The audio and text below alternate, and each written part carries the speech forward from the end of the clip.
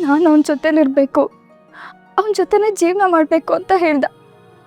ಆದರೆ ನಾನು ಇಲ್ಲ ಅಂತ ಹೇಳ್ದೆ. ಅದಕ್ಕೆ ಅವನು ಇದು ನಾನು ನಿನಗೆ ಕೇಳ್ತಾ ಇರೋದಲ್ಲ, ಹೇಳ್ತಾ ಇರೋದು ಅಂತ ಹೇಳ್ದ. ಅವತ್ತು ನಾನು ಅಲ್ಲಿಂದ ಓಡ್ದೋಳು ಸರ್. ಅವತ್ತಿಂದ ಇವತ್ತಿನವರೆಗೂ ಓಡ್ತಾನೆ ಇದ್ದೀನಿ. ನಾನು ನನ್ನ ರೂಮಿಗೆ ಕೂಡ ವಾಪಸ್ ಹೋಗೋದಕ್ಕಾಗ್ತಿಲ್ಲ.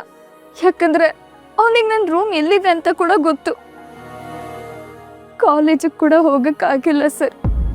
ಯಾಕಂದರೆ ದಿನ ಅವನು ಅಲ್ಲೇ ವಾಚ್ ಮಾಡ್ತಾ ಇರ್ತಾನೆ. ನನ್ನ ಹತ್ರ ಒಂದು ಸ್ವಲ್ಪ ದುಡ್ಡಿತ್ತು ಸರ್, ಆದರೆ ಅದು ಖರ್ಚಾಗೋಯ್ತು. ಪಬ್ಲಿಕ್ ಜಾಗಗಳೆಲ್ಲ ಎಷ್ಟೋ ರಾತ್ರಿಗಳು ಕಳೆದಿದ್ದೀನಿ. ನಿದ್ದೆ ಮಾಡಬಾರ್ದು ಅಂತ ಎದ್ದು ಕೂತೇ ಇರ್ತಿದ್ದೆ. ಓಡ್ತಾನೆ ಇದ್ದೀನಿ, ತಪ್ಪಿಸ್ಕೊಳ್ತಾನೆ ಇದ್ದೀನಿ. ನಿನ್ನೆ ಏನಾದರೂ ನೀವು ಬಂದು ನನ್ನ ಕಾಪಾಡದೆ ಹೋಗಿದ್ದಿದ್ರೆ ನನ್ನ ಗತಿ.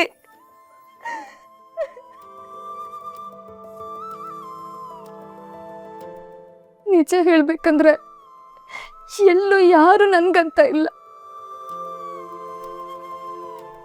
ಅಪ್ಪ ಅಮ್ಮ ಇಬ್ಬರು ನಾನು 12 ವರ್ಷ ಇರಬೇಕಾದ್ರೆ ಕಳ್ಕೊಂಡ್ಬಿಟ್ಟೆ ಸರ್. ಆವಾಗಿಂದ ಇವತ್ತಿನವರೆಗೂ ನಾನು ಒಬ್ಳೆ ಹೇಗೋ ಮ್ಯಾನೇಜ್ ಮಾಡ್ಕೊಂಡು ಬರ್ತಾನೆ ಇದ್ದೀನಿ. ನನ್ನೂರು ನನಗೋಸ್ಕರ ಅಂತ ಏನೂ ಇಲ್ಲ ಸರ್. ವಿದ್ಯೆ ಹೆಣ್ಣಿಗೆ ಆಸ್ತಿ ಅಂತ ಹೇಳ್ತಾರೆ, ಅದಕ್ಕೆ ಓದೋಣ ಅಂತ ಬಂದೆ. ಒಂದು ಸೀಟಿಗೋಸ್ಕರ ನಾನು ಎಷ್ಟು ಒದ್ದಾಡಿದ್ದೀನಿ ಗೊತ್ತಾ ಸರ್. ಕಾಲೇಜ್ ಫೀಸ್ ಕಟ್ಟಕ್ಕೆ ಎಷ್ಟು ಕಷ್ಟಪಟ್ಟಿದ್ದೀನಿ. ಮುಂದಿನ ಸೆಮಿಸ್ಟರ್ಗೆ ದುಡ್ಡಿರಲಿ ಅಂತ ನಾನೊಂದು ತುತ್ತು ಅನ್ನ ತಿನ್ನೋದಕ್ಕೂ ತುಂಬಾ ಯೋಚನೆ ಮಾಡ್ತಿದ್ದೆ. ಆ ದುಡ್ಡನ್ನೆಲ್ಲ ಉಳಿಸಿಡ್ತಿದ್ದೆ. ನಾನು ಓದಬೇಕು ಸರ್, ನಾನು ಓದಬೇಕು. ನನಗಿನ್ಯಾವ ಸವಸನೂ ಬೇಡ.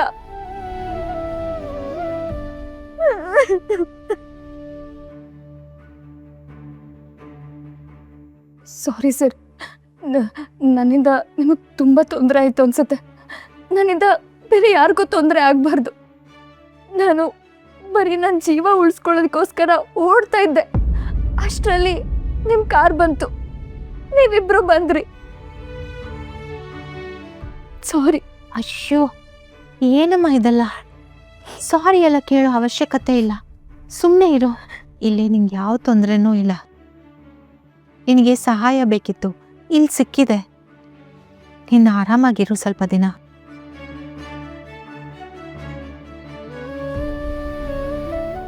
ಬಾಬು, ಅಳ್ಬೇಡ. ನೀನಿಲ್ಲಿರೋವರೆಗೂ ಸೇಫ್ ಆಗಿರ್ತೀಯ.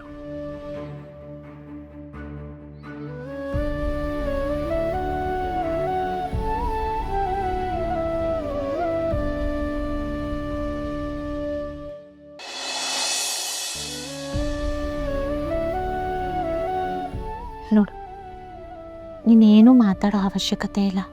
ಆರಾಮಾಗಿ ರೆಸ್ಟು, ಸರಿನಾ?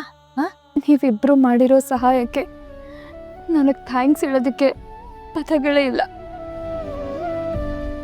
ನಾನು ಯಾರೋ ಕಂಪ್ಲೀಟಾಗಿ ಸ್ಟ್ರೇಂಜರ್. ನೀವು ಕಾರ್ ನಿಲ್ಲಿಸೋ ಅವಶ್ಯಕತೆನೇ ಇರಲಿಲ್ಲ.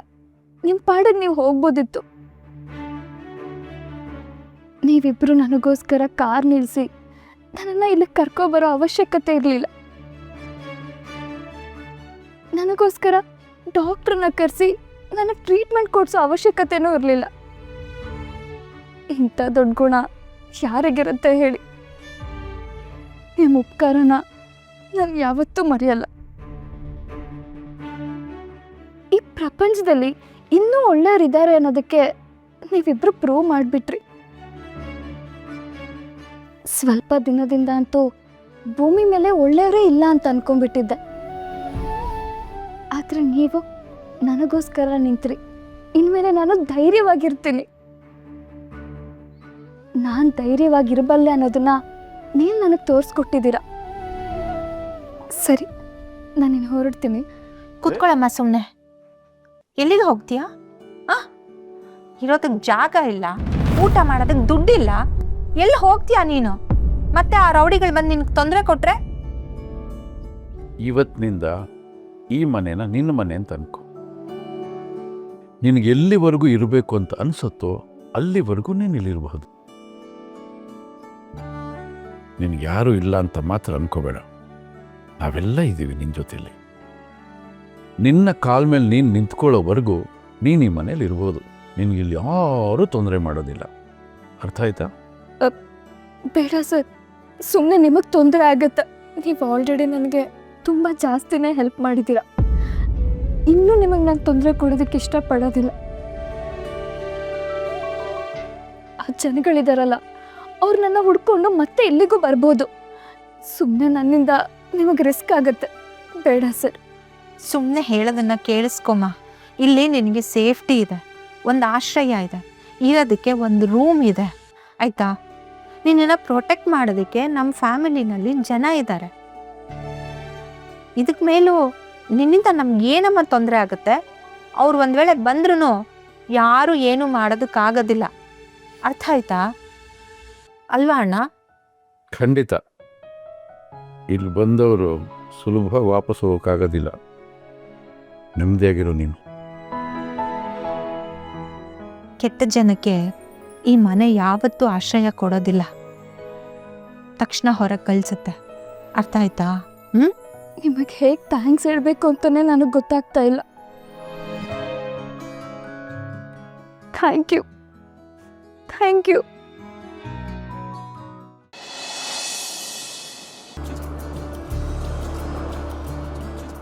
ಬಟ್ ಈ ಮಗನ ನಾನು ಎಲ್ಲೇ ಹೋದ್ರು,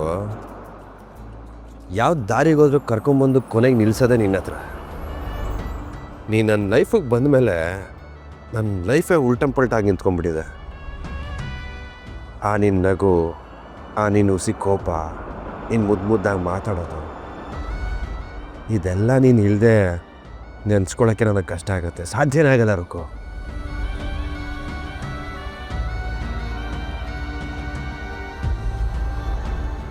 ಇಷ್ಟು ದಿನ ನಾನು ದೊಡ್ಡ ಪುಡಾಂಗು ಅಂತ ಓಡಾಡ್ತಾ ಇದ್ದೆ.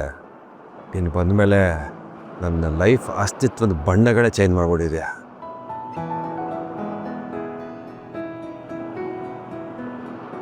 ಜೀವನದಲ್ಲಿ ಹೇಗಿರಬೇಕು, ಹೇಗೆ ಪ್ರೀತಿ ಮಾಡಬೇಕು, ಜನರ ಹತ್ರ ಹೇಗೆ ಬೆರಿಬೇಕು ಅಂತ ಹೇಳ್ಕೊಟ್ಟಿದ್ಯಾ ರಕ್ಕೋ.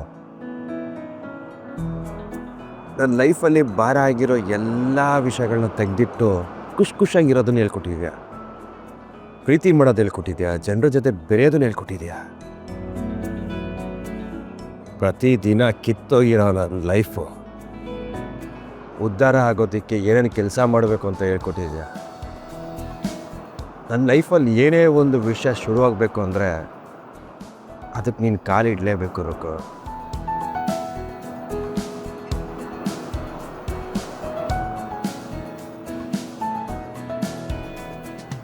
I love you, Ruka!